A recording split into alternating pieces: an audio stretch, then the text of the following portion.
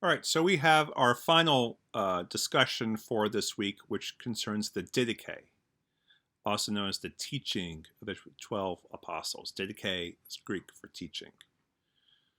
What's interesting about this text is it's the first explicit discussion of how Christian ritual and community life ought to be like outside the New Testament. We have some of these discussions, say in Acts, Galatians, Corinthians, parts of Matthew. Um, but this text is the first extended reflection on that beyond the New Testament canon. We think it's from Syria. The dating on this ranges wildly. Some date it around 50 to 70 of the Common Era, which would be actually during the period when the Gospels are being composed, to 100 of the Common Era, to sometime in the mid-2nd century, like 140 to 160. I tend to peg this somewhere around the early 2nd century, so 100 to 120, contemporaneous with the writings of Ignatius of Antioch, for instance. When we look at the text, it appears to have been an orally transmitted guide that was later written down. And it was meant for mentors, catechists who are introducing adults into the Christian way of life. There's some really remarkable things about this text. If it's supposed to be guiding catechumens, so to speak, into the Christian life, there's nothing in it that seems to really draw on the written Gospels. There's very little about the life of Jesus, very little about, say, his sacrificial death on the cross, his rising from the dead. Jesus here is not referenced as Son of God, Son of Man language that we find in the Gospels. Rather, he is primarily the servant. This isn't to say that these communities didn't have those narratives, didn't have those points of emphasis, but it does, again, help us see the wide ranges of way in which Jesus was thought about and discussed. The area I want to focus again on here is how forms of community life and authority are being understood in the Didache. One of the really tantalizing things that emerges if you read the New Testament closely, especially the letters, is how there appears to have been this whole network of itinerant preachers, prophets, apostles, and teachers kind of all over the place. If you read, say, chapter 16 of Paul's letter to the Romans, you have a real sense of this. You read the Acts of the Apostles. You read in the Johannine correspondence, John, 1 John, 2 John, 3 John, there's a sense of these rival teachers, these other people who have gone out to spread the Christian message. And there's disagreement about how they ought to be operating, the ways in which they teach, how to tell if someone is a true prophet, a true apostle, a teacher that ought to be listened to. And the Didache really opens up that world and gives us a clearer sense of the issues going on. There are other really fascinating things in the Didache, like the way of life and the way of death in chapters 1 through 5, for instance, that really parallel some of the Pauline teachings, say in Galatians 5. There's these instructions on baptism and Eucharist that I believe you will be looking at a little bit more closely in Nathan Jennings' class on the liturgy. So here I want to focus on chapter 11, which lays out guidelines for how to evaluate teachers, apostles, and prophets. Again, this is in Coakley and Sterk. I'm looking on page 15 if you want to follow along. So I'm going to read from the top here. Whoever then comes and teaches you all these things aforesaid, receive. That is, there's been a series of teachings being given, various instructions about how to do community life, moral and ethical instructions. And the authors of the Didache say, if someone comes and teaches you in this way that accords with our community norms, then we know this person is a reliable teacher who conveying the gospel. But then it goes on. But if the teacher is perverted and teaches another doctrine to destroy these things, do not listen to the person. But if the teacher's teaching is for the increase of righteousness and knowledge of the Lord, receive this one as the Lord. This is very similar in a way to what Ignatius of Antioch is saying. You know the righteousness of a person if they teach according to what Jesus himself taught. Ignatius makes this clear by saying it's the bishops who teach what Jesus taught and the deacons and presbyters along with him. So that threefold order of ministry sets norms. Here, the situation appears to be a little more amorphous, and so each teacher individually has to be assessed. Going on, the chapter continues, and concerning the apostles and prophets, act thus according to the ordinances of the gospel. So apostles and prophets will be coming to these communities. They need ways of assessing them.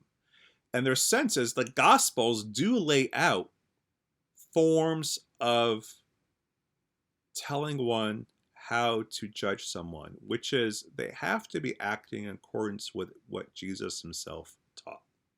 So there's an assumption that there's a stable, reliable source of Christ's teaching that is the reference point. Further, it says, let every apostle who come to you be received as the Lord. But let this one not stay more than 1 day, or if need be a second as well. But if he stays 3 days, he's a false prophet. And when an apostle goes forth, let him accept nothing but bread till he reach his night's lodging. But if he asks for money, he is a false prophet.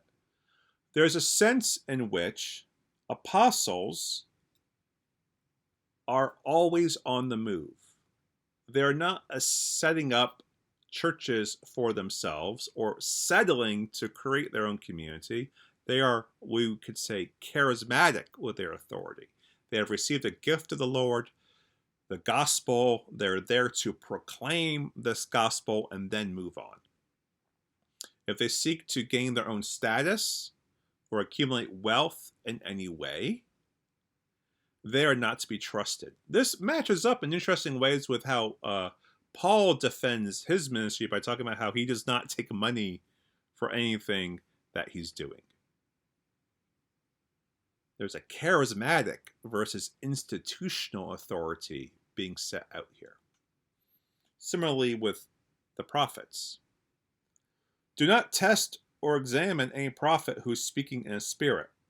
And quotes, for every sin shall be forgiven, but this sin shall not be forgiven. As questioning the Holy Spirit is a dangerous thing for the community to do.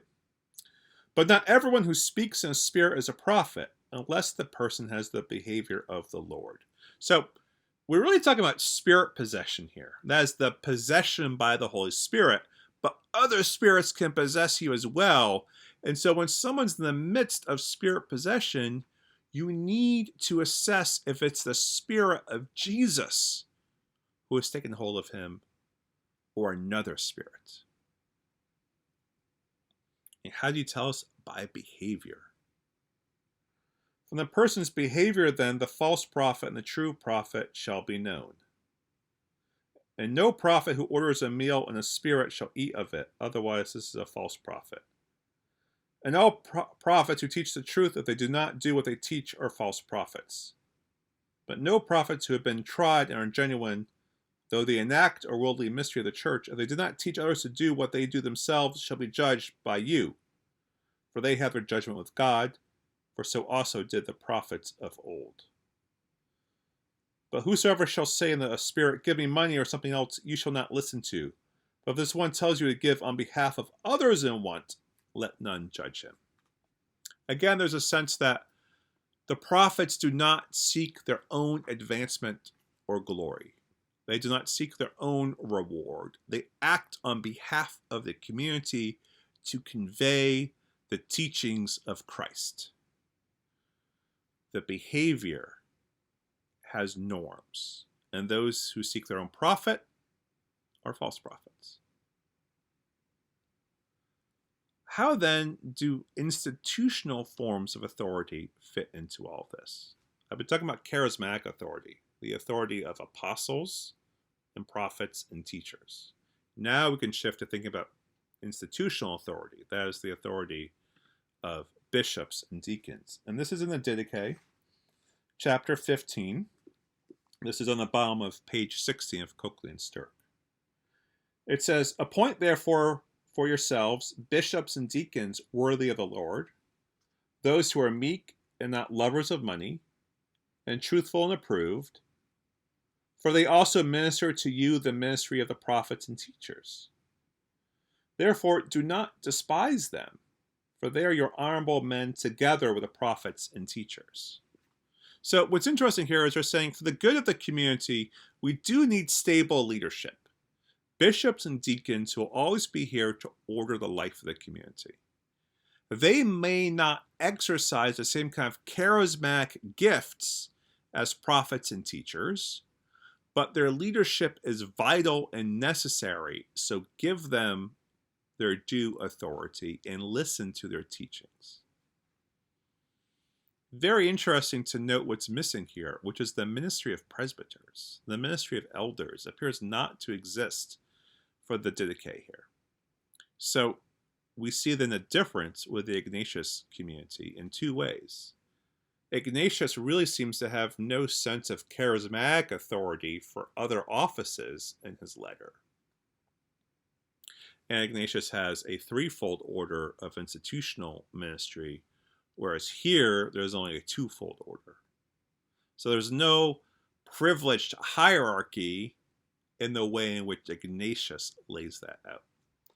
So I think we see here an interesting tension here between a community that has a prophetic ministry that's coming through and these appointed ministers of bishops and deacons. So there's a tension here between the everyday holiness that an institutional ministry would emphasize and this kind of more eschatological, charismatic ministry of these wandering prophets, apostles, and teachers. It certainly gives a sense of a very dynamic community that has a lot going on in it.